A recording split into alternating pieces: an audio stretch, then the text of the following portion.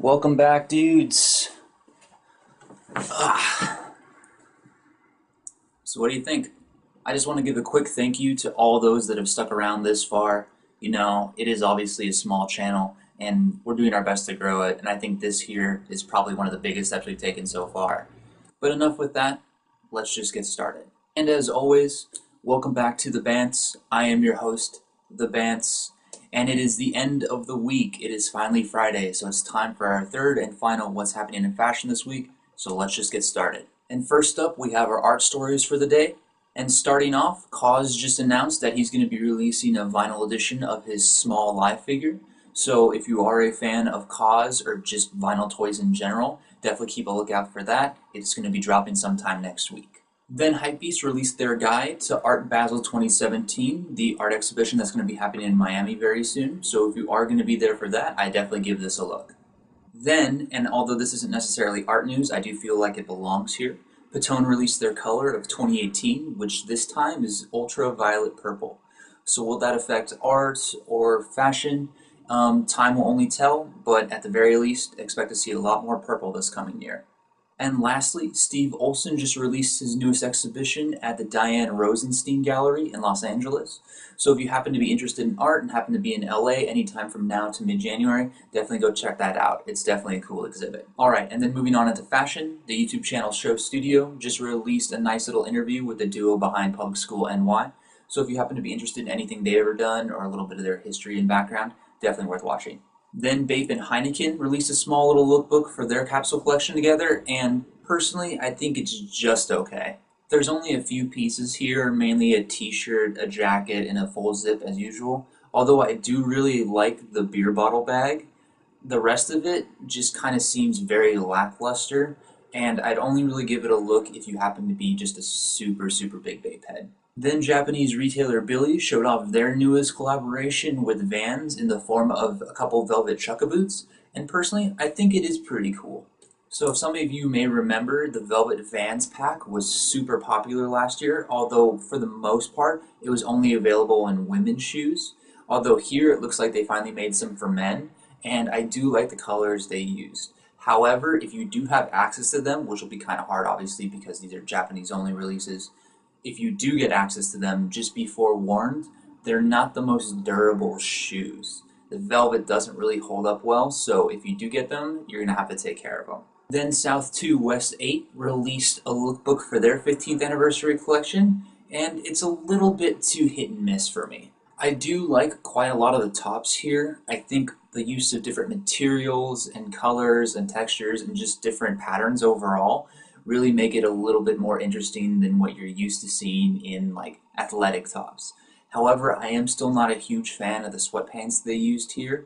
But if you are a fan of athleisure and are looking for something maybe a little bit louder than usual or a little bit crazier than usual, definitely give this a look. Definitely worth checking out. And as always, a quick little shout out to South2 West8 as well too. It's always nice to see a brand be able to celebrate their 15th anniversary.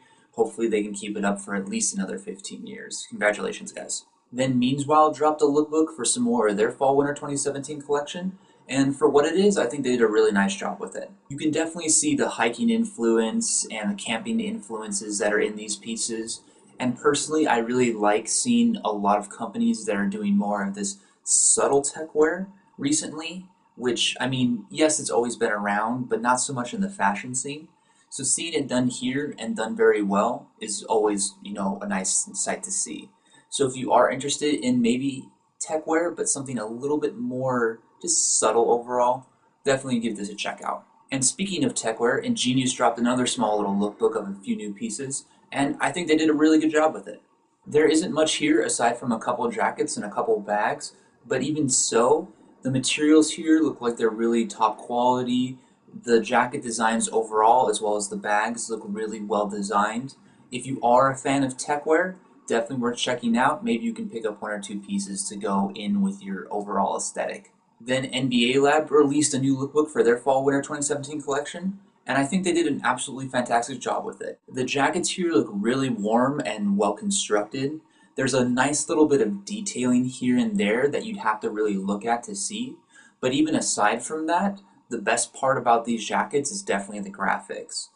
just the different names on some of these jackets and some of the kind of inspirations they took as far as NBA goes. And especially, I think my favorite pieces here are the player silhouettes. Really nicely well done, and not something you see a lot anymore. So if you are a big fan of the NBA and are looking for a decently warm jacket this time of the year, definitely look into this. Then some images dropped of the J.W. Anderson glitter Converse, and I have to say, I think they're pretty cool, even if they are a little crazy. I'm not always the biggest fan of glitter or sequins or rhinestones or anything along those lines, but even so, I think J.W. Anderson did a very nice job here, kind of mixing it up. I do like the different amount of colors they used here. I do like that a lot of the colors are mix-matched, so it kind of gives the shoes even more versatility than you'd see normally. And even though the pictures here are nice, I don't feel like they do them as much justice as they could.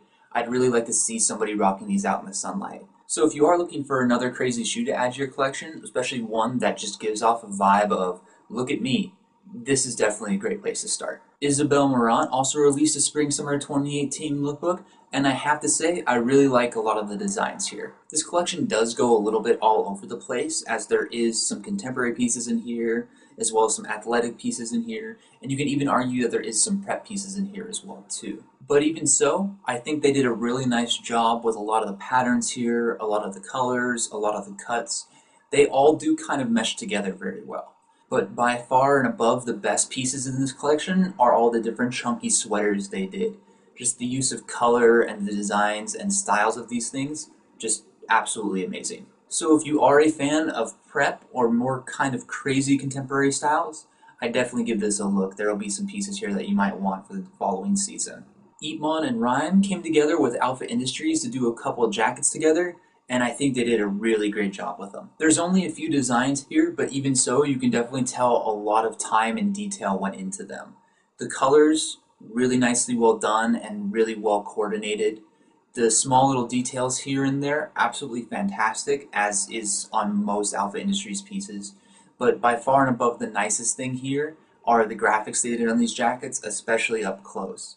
Absolutely amazing designs. So if you are looking for, maybe a little bit of a crazier flight jacket, especially in a color that's not so common, this is a really nice place to look. Then the Hundreds dropped their newest lookbook with pieces designed by Anwar, and I have to say, it's very lackluster.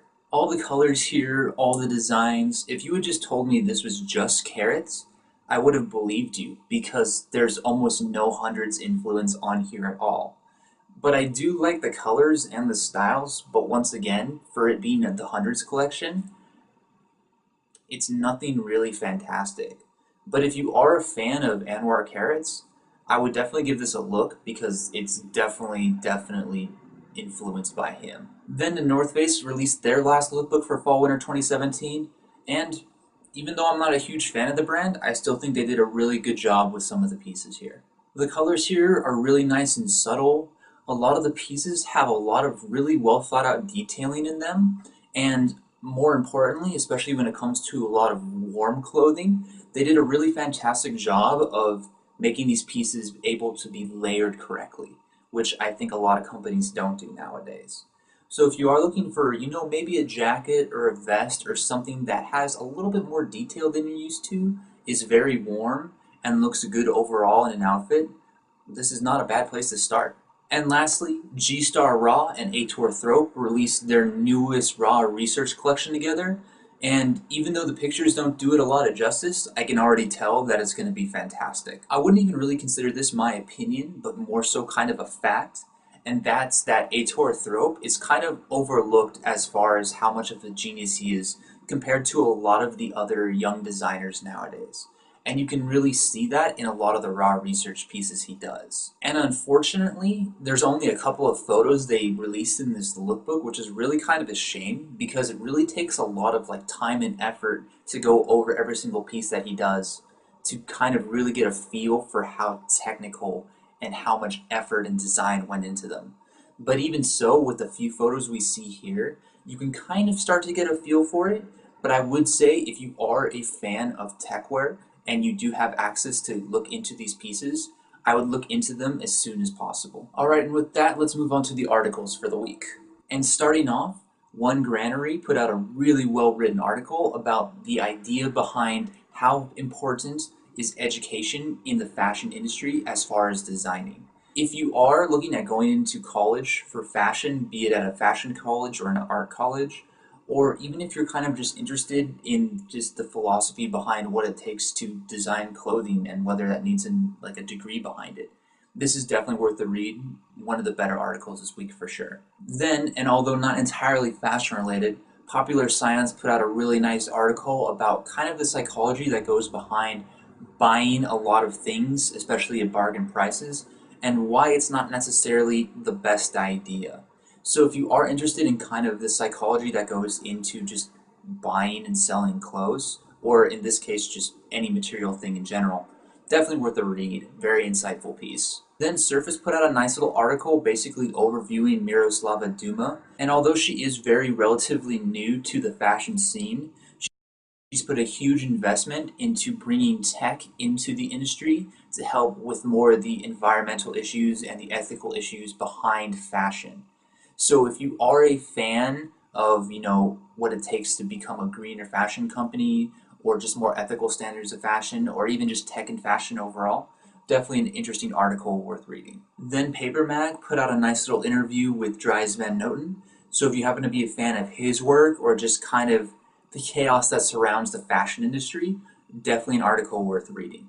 And then lastly, Heddles put out the second part of their article relating to flight jackets, this time going over the history from 1947 to nowadays. So once again, if you are interested in history of fashion, definitely another good article to read this week. Alright guys, and with that we come to the end of our third and final whiff for the week. I really hope you guys have enjoyed 3 a week. Let me know what you guys think about it though. Is it too many? Is it too little? Do I need to go back down to 2? Do I need to go up to 4 or 5? Let me know. I'd love to hear your guys' opinions. And I do hope you guys enjoyed the new background as well. We're doing our best to kind of just keep pushing and pushing the envelope a little bit here and there to make this channel as best as possible, and hopefully it shows. And as always, I've linked all the articles in the description below that I talked about this week. If you do have any other comments, questions, concerns, or want to just talk about fashion in general, feel free to hit me up in the comments. And as always, I hope you guys have a good rest of your day, a good weekend, and I'll be back next week with a couple more whiffs. So until then, until next time.